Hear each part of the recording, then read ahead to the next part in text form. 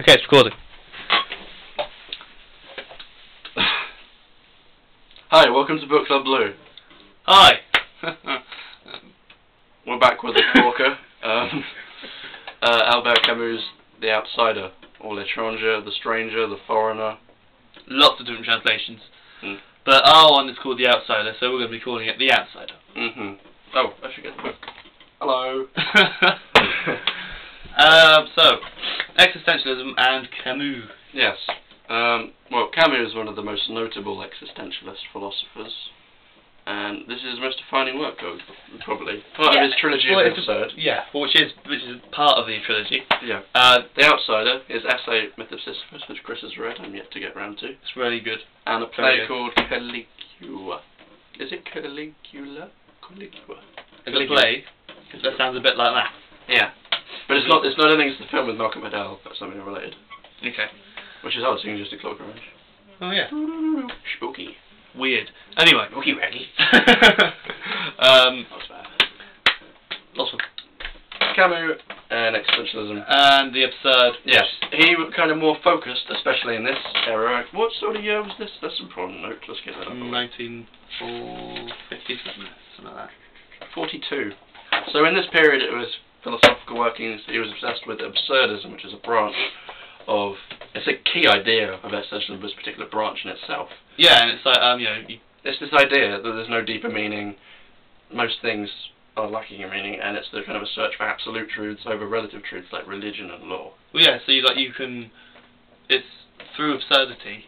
This idea you can transcend what's normal to find a truth. And this is what I think we differed, because what I read about mysticism and what you experienced from it was kind of different. But I read that it was kind of understanding that suicide is about suicide, right? For the first part of it, it's about suicide, yeah. And the Fall is a similar thing. You're supposed to read this story, and from it you're supposed to realise life is absurd, and then it kind of teaches you, or it shows you what to do. Yeah, with it. In that circumstance.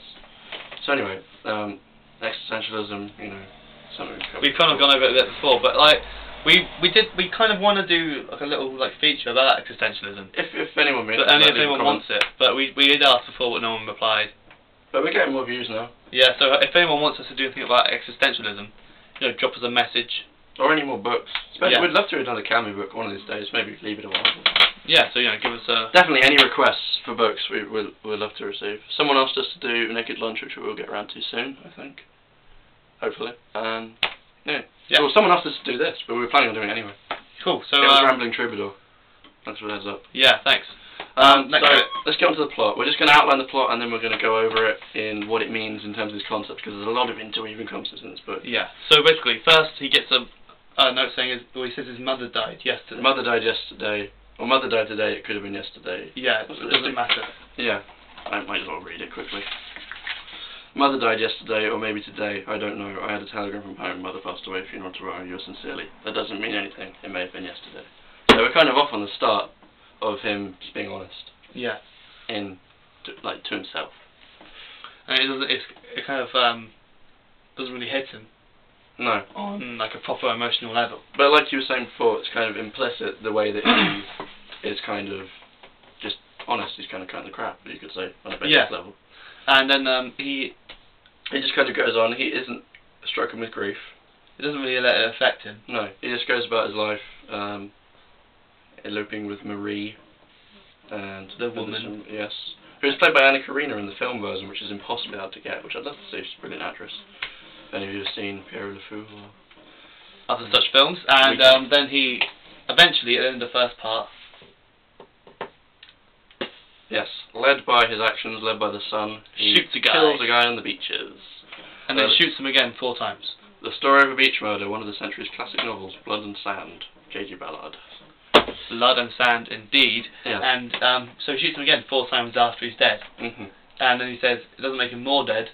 No, this is what it says in court later when he's charged and possibly sentenced to death. To his execution. So then guillotine. That's the first part of the book. He says it in present tense, and it's all very simple. Yeah. The language, it's implicit that these actions are absurd. Yes. And but it doesn't strike you as this man thinking in a really irrational way. Yeah. it seems quite logical, really, because it is absolute truths, which are logical, that he's working from. He just does it. It's more instinctive the way he acts. It's all very sensory, physical, and it's all There's no he doesn't overthink things, and you can see that through the running narrative in the first part. Of course, in the second part, when the other people, I wouldn't say outsiders, but they're the insiders, really. Yeah. Interpret his actions, such as shooting a guy again.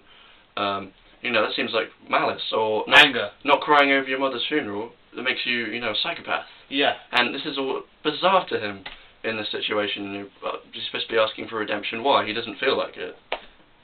To an existentialist, regret is pointless. Yeah. It's already happened, so why bother? It totally lives in the present in the book, and that's an important thing to note. So then the second part is all about the court trial, reliving the first part, and but at the same time he's reacting from this, just thinking, what the hell? And he gradually, before he was acting on these ideas of absurdism, but now he understands it. He says, I lived my life one way, but I could have easily lived it another. It doesn't mean anything. Well, why are these people acting so crazily about stuff that's just happened? It just happened. That's pretty much the it's just there's no way to understand it. He's almost like a child. Yeah, Kris made a very good point. Children are, to all intents and purposes, honest. To begin with, there's stages of moral development. So they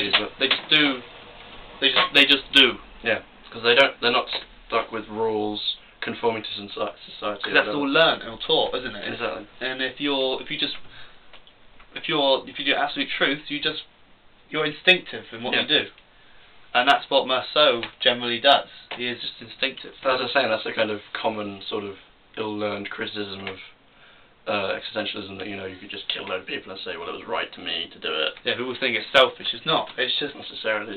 It's a search for truth. This whole book is about looking for the truth.